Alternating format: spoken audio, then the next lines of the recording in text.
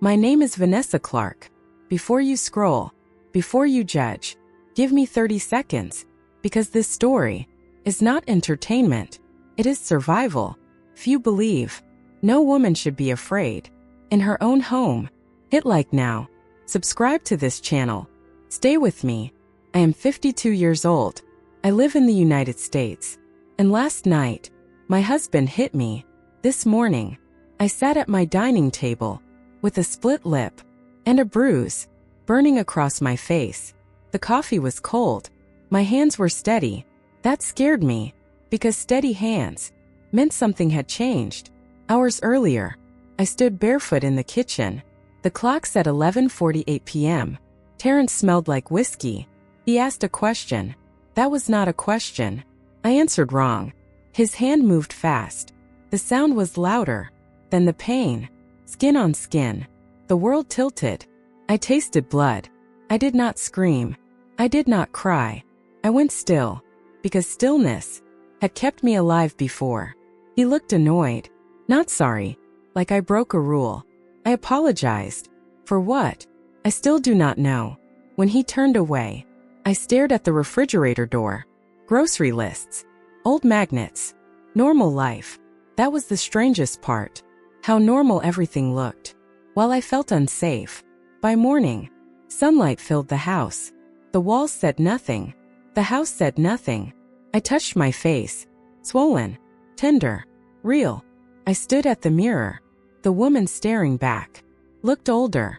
Not from age, but from fear. I live in Charleston, South Carolina. Beautiful streets. Historic homes. Perfect pictures. Ugly secrets. I am a school librarian. Quiet. Trusted. Invisible. I married Terrence. 18 years ago. People said. We were solid. They said. He was charming. They said. I was lucky. They did not see how my voice disappeared. Control came softly. Suggestions. Corrections. Jokes that hurt. I adjusted myself. Piece by piece. Silence became my language. Fear became routine. That morning, I sat at the table, listening to his footsteps upstairs. My heart was calm. That terrified me more than the bruise, because calm meant clarity. I whispered something. For the first time. Not loud. Not brave. Just true. I am not a slave. Terrence came downstairs. He did not ask about my face. He poured coffee. He talked about his day. Like nothing happened. And that is when I understood. This was not a mistake. This was my life. If I stayed. I watched him speak. And I stopped asking how to survive. I started asking how to leave. This is where my story begins. Not with a scream, but with a decision. I was a wife, not a slave.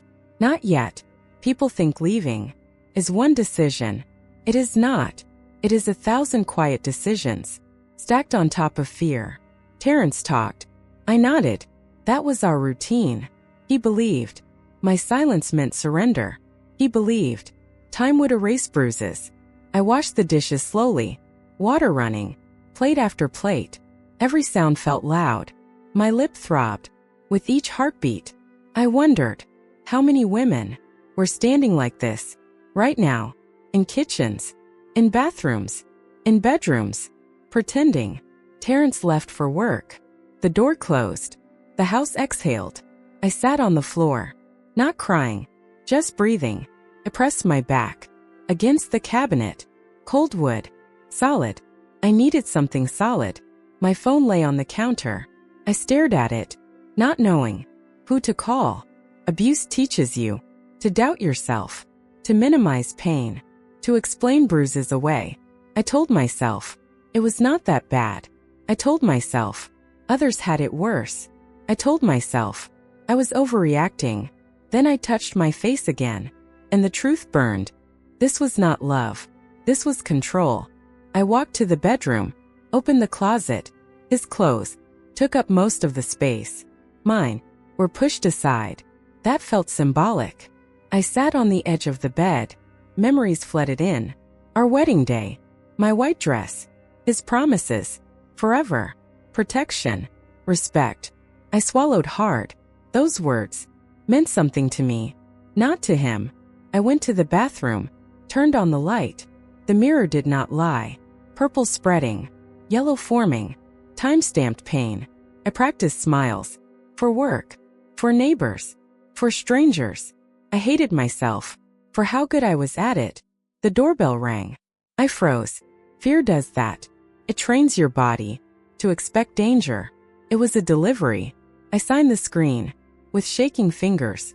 The driver looked at me, then looked away. People see bruises. They choose not to see stories. I locked the door, checked it twice, then a third time. I sat at the table again. The same chair, different woman. I thought about my mother, what she taught me. Be patient, be kind, keep the family together. No one taught me how to save myself. I thought about the girls at my school, young, bright, trusting. I wondered what lesson my life was teaching them. That fear was normal. That silence was strength. I could not accept that. I opened my laptop, typed one sentence. Is it abuse? If he only hits you sometimes. The answers came fast. Yes, yes, yes. My chest tightened. Validation hurts when you are not ready. I closed the screen, stood up, walked to the window. The street looked normal. Cars passed. Life continued. And I realized something terrifying. The world would not stop. To save me, I had to move. Even if I was afraid, even if I was unsure, even if I was alone. That day, I did not pack bags. I did not call police. But something inside me refused to go back to sleep. And once you wake up, you cannot unsee the truth. Not ever. That night, I barely slept. Terrence came home late. The sound of his keys made my stomach tighten. Every night, my body reacted before my mind could think. He kissed my cheek, too close to the bruise. I flinched. He noticed. His smile faded. What is wrong with you? Not concern. Suspicion. I said I was tired. That word had saved me before. He shrugged, turned on the television. Loud. Too loud. Noise. To drown out guilt. I lay in bed, facing the wall, counting seconds, waiting for sleep. That never came. My mind replayed everything. Every slap. Every insult. Every apology. I realized something painful. I had been collecting moments, like evidence, without knowing it. The way he isolated me, the way he controlled money, the way he decided when I could speak. This was not random. This was a pattern. Morning came again. I moved carefully, as if the floor might crack beneath me. At work, children laughed. Books smelled like comfort. My coworkers asked if I was okay. I smiled. That lie came easily, too easily. In the bathroom, I locked the stall, sat down, breathed. I pressed my forehead against cold metal, and something inside me whispered, this will get worse. Not might, will. Abuse does not retreat. It escalates. That truth scared me, but it also focused me. Fear can paralyze, or it can sharpen. That afternoon, I made a list, not on paper, in my head. Who do I trust? Who would believe me? Who would stand beside me? Things exploded. The list was short, painfully short. Isolation works. It leaves you with silence. I thought about calling my sister, then remembered how he spoke about her, how he mocked her. That was not accidental. He had been cutting bridges for years. That night, I stood in the shower, longer than usual. Steam filled the room. Water covered everything. I pressed my palm against the wall, grounding myself. I practiced words. I need help. I am not safe. This is abuse. They felt heavy, but real. Terrence knocked on the door. You okay in there? I answered yes. Old habit. But inside, I said no. That was new. When I lay beside him, I felt distance. Not emotional. Strategic. I was no longer his wife. I was his witness. Watching. Remembering. Planning. That is when I understood. Leaving is not running. Leaving is preparing.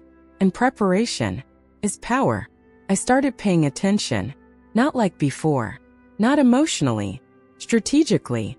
I noticed his moods, the way his jaw tightened, the way silence warned me before words did. I memorized patterns, which nights were safe, which nights were dangerous. Survival teaches math. I kept my voice neutral, not happy, not angry, invisible.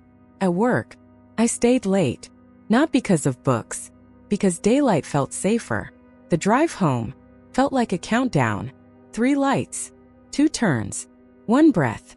I began saving money, small amounts, nothing noticeable, a little cash back, a quiet account, hope disguised as change. I hid it well. Abuse makes you clever. Terrence controlled finances. He called it leadership, called it a cage. One evening, he asked about my paycheck.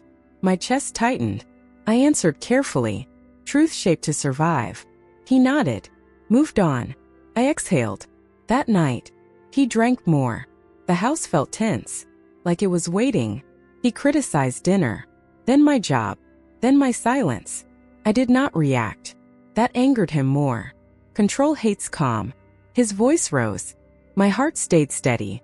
That scared him. Power shifts are felt before they are seen. He stepped closer. I did not back away. Not defiant. Resolved. His hand twitched, then dropped. He turned away. I realized something huge. He needed my fear.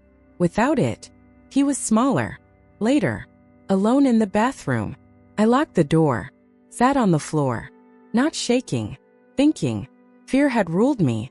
Now awareness was replacing it. And awareness is dangerous.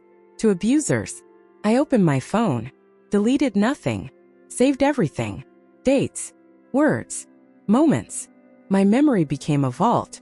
I stopped explaining his behavior to myself. I stopped protecting his image. That was the hardest part. Loyalty dies slowly, but once it dies, it does not return. I slept lightly, one ear open, one eye open, but my mind was clearer than it had been in years, because I knew I was no longer trapped. I was preparing an exit, and preparation changes everything. Days passed. Nothing exploded. That was the danger. Abuse survives. In normal days, Terrence acted polite, almost gentle. That scared me more, because kindness was always temporary. I watched him closely, the way he checked my phone, the way he asked where I had been, casual questions, sharp intentions. I stopped sharing details. Less information, less control. I learned how to disappear without leaving. Tonight, I lay still, listening, planning. Freedom was no longer a dream. It was a strategy point. One evening, he lost his temper again. Not with fists, with words. Sharp, cutting. He wanted reaction. I gave him silence. That enraged him. Why are you acting strange? I looked at him, really looked. And for the first time, I felt no love, only clarity. I answered calmly, I am tired. That was all. He scoffed, stormed out. Doors slammed, walls shook. But I did not, because fear no longer lived alone in me. It had company now, courage. I made the call. 2 days later, my sister. My voice shook, but it spoke. I did not explain everything. I did not need to. She heard the truth. Between my pauses, she said 3 words.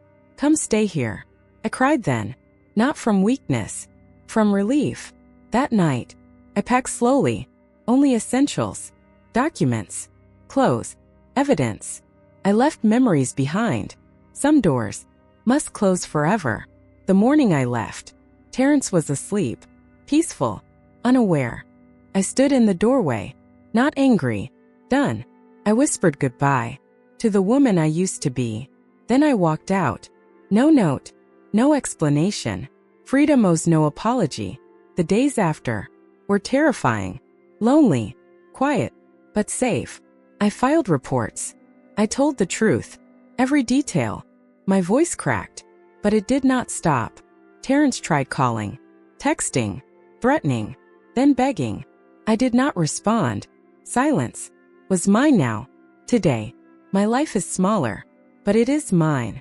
No shouting, no fear, no bruises, hidden by makeup. I sleep deeply. I laugh freely. I exist fully. If you are listening, and this sounds familiar, hear me clearly. Love does not hurt. Control is not care. Silence is not strength. Leaving is. I was a wife, not a slave, and neither are you. If this story reached you, share it, speak, choose yourself, because survival is the bravest love story you will ever tell.